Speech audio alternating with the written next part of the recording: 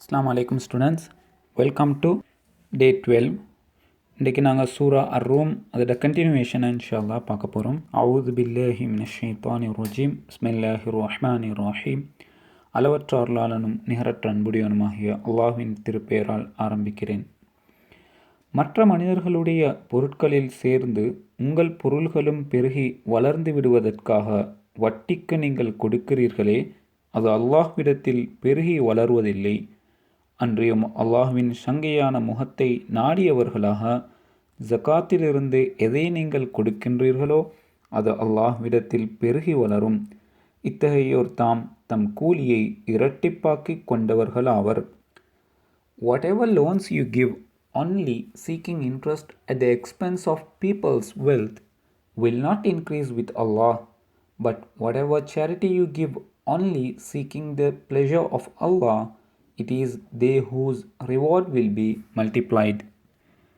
அல்லாஹ் எத்தகையவன் என்றால், அவன் உங்களை படைத்தான், பின்னர் அவன் உங்களுக்கு வாழ்வாதாரங்களை கொடுத்தான், பின்னர் அவன் உங்களை மரணிக்கச் செய்வான், பிறகு அவன் உங்களை உயிர்ப்பிப்பான். அவற்றில் எதையேனும் ஒன்றைச் செய்பவர்கள் உங்கள் இணையாளர்களில் எவரேனும் உண்டா? அவன் தூயவன், அவர்கள் இணை வைப்பதை விட்டும் அவனே மிகவும் உயர்ந்தவன். It is Allah who created you, then gives you provisions, then will cause you to die, and then will bring you back to life. Can any of your associate gods do any of this? Glorified and exalted is he above what they associate with him in worship. எவர் அல்லாஹ்வை நிராகரித்தாரோ அவருடைய நிராகரிப்பு அவர் மீதே கேடாக இருக்கும். எவர் நற்காரியங்களை செய்தாரோ அவர்கள் அதன் மூலம் மறுமையில் தங்களுக்கே அருட்கொடைகளின் நன்மைகளை அமைத்துக் கொள்கிறார்கள். Those who disbelieved will bear the burden of their own disbelief, and those who did good will have prepared for themselves eternal homes. மேலும் நபியே, திட்டமாக நாம் உமக்கு முன்னர் அநேக தூதர்களை அவர்களுடைய சமூகத்தார்களிடம் அனுப்பி வைத்தோம். அவர்களும் தெளிவானவைகளான அத்தாட்சிகளை அவர்களிடம் கொண்டு வந்தனர். எனினும் அவற்றை அவர்கள் நிராகரித்து குற்றமிழைத்தனர். ஆகவே குற்றமிழைத்தோரை நாம் தண்டித்தோம். விசுவாசிகளுக்கு உதவி செய்வதும் நம்மீது கடமையாக இருந்தது. Indeed, we sent before you, O Prophet, messengers, each to their own people, and they came to them with clear proofs. Then we inflicted punishment upon those who persisted in wickedness, for it is our duty to help the believers. அவர்கள் மீது அம்மலையானது இறக்கப்படுவதற்கு முன்னர், மலையின்மையால் அதற்கு முன்னரும் அவர்கள் நிராசையுடையோராய் இருந்தார்கள். Although they had utterly lost hope just before it was sent down to them. ஆகவே நபியே, நிச்சயமாக நீர் இறந்தோரைச் செவியுறச் செய்ய மாட்டீர். உம்மால் முடியாது.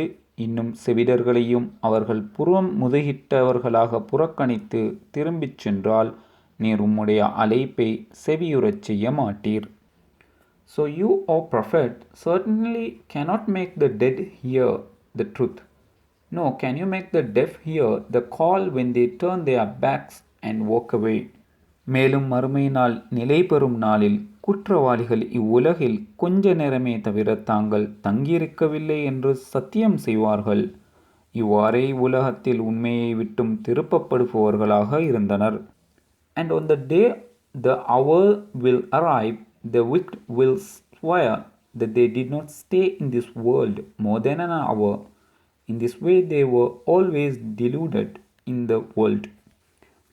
இவ்வாறு அறியாதோரின் இதயங்கள் மீது அல்லாஹ் முத்திரையிடுகிறான். This is how Allah seals the hearts of those unwilling to know the truth. ஆகவே நபியே, நீர் பொறுமையாய் இருப்பீராக. நிச்சயமாக அல்லாஹுடைய வாக்குறுதி உண்மையானதாகும். ஆகவே முடிவில் நீர்தான் மிகைப்பீர். மறுமையை உறுதி கொள்ளாதோர் நிச்சயமாக உம்மை இலேசாக கருதிவிட வேண்டாம். So be patient, for the promise of Allah certainly is true, and do not be disturbed by those who have no sure faith. Okay students, நாங்கள் அதோட கண்டினியூ பண்ணுறோம். சூரா மரியம், இன் இங்கிலீஷ் மேரி. வசனங்கள் 98. இது மக்காவில் இருக்கப்பட்ட ஒரு சூரா. பிஸ்மில்லாஹிர் ரஹ்மானிர் ரஹீம். அளவற்ற அருளாளன் நிகரற்ற அன்புடையோன் அல்லாஹ்வின் பெயரால் ஓதுகிறேன்.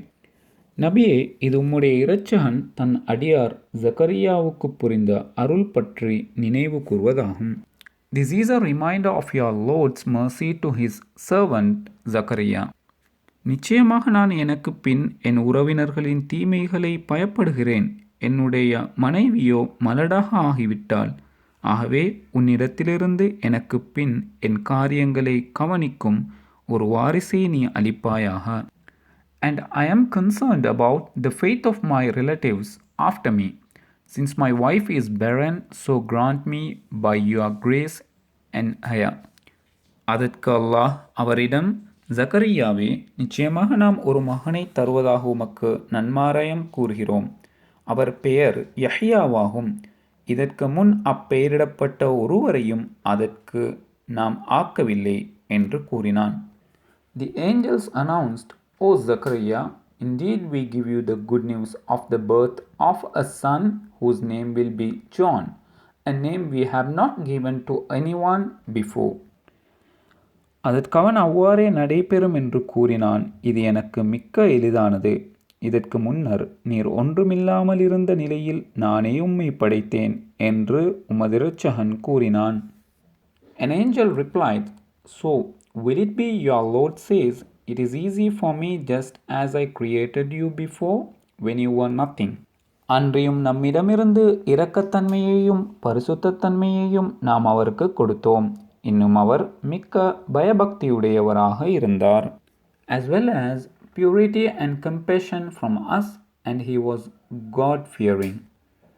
மரியம் ஜிப்ரீலை கண்டதும், நிச்சயமாக நான் உம்மை விட்டும் காக்குமாறு ரஹ்மானிடம் பாதுகாவல் தேடுகிறேன். நீர் பயபக்தியுடையவராக இருந்தால் என்னிடம் நெருங்காதீர் என்று கூறினார். She appealed, I truly seek refuge in the most compassionate from you. So leave me alone if you are God-fearing. அதற்கவர், பரிசுத்தமான ஒரு மகனை அல்லாஹ்விடமிருந்து உமக்கு நான் நன்கொடை அளிப்பதற்காக நிச்சயமாக நான் உமது இரட்சகனின் மலக்காகிய ஒரு தூதன் தான் என்று கூறினார். He responded, I am only a messenger from your Lord, sent to bless you with a pure son. அதற்கவர், எனக்கு எவ்வாறு புதல்வன் உண்டாக முடியும்? விவாகத்தின் மூலம் எந்த ஆடவரும் என்னை தீண்டியதில்லையே. நான் கெட்ட நடத்தையுள்ளவளும் அல்லவே என்று கூறினார். She wondered, How can I have a son when no man has ever touched me, nor am I unchaste? அக்குழந்தையை பிரசவித்த பின்னர் அவர் மரியம் அதை சுமந்து கொண்டு தன் சமூகத்தாரிடம் வந்தார். அவர்கள் இவரை நோக்கி, மரியமே, நிச்சயமாக மறுக்கப்பட்ட இழிவான ஒரு பெருங்காரியத்தை நீர் கொண்டு வந்து விட்டீர் என்று கூறினார்கள். Then she returned to her people, carrying him. They said in shock, O Mary, you have certainly done a horrible thing. இதை பற்றி தன் குழந்தையிடமே கேட்குமாறு மரியமாகிய அவர் அதன் பக்கம் சுட்டி காண்பித்தார். அதற்கு அவர்கள், மடியில் குழந்தையாக இருப்பவரிடம் நாங்கள் எவ்வாறு பேசுவோம் என்று கூறினார்கள். So she pointed to the baby. They exclaimed, How can we talk to someone who is an infant in the cradle? அப்பொழுது அவர்களிடம், நிச்சயமாக நான் அல்லாஹ்வுடைய அடியான். அவன் எனக்கு ஒரு வேதத்தை கொடுத்து நபியாகவும் என்னை அவன் ஆக்கியிருக்கிறான் என்று அக்குழந்தை கூறியது. Jesus declared, I am truly a servant of Allah.